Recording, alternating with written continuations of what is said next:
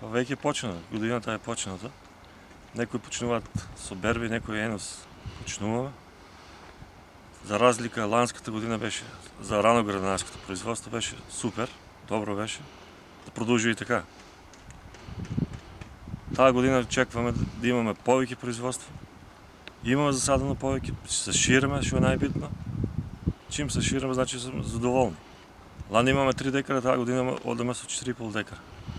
Декар и пол, значи плюс имаме засадено со лута пиперка. Лани ако сме имале милион парчиња, за таа година треба да има барем 1,200,000.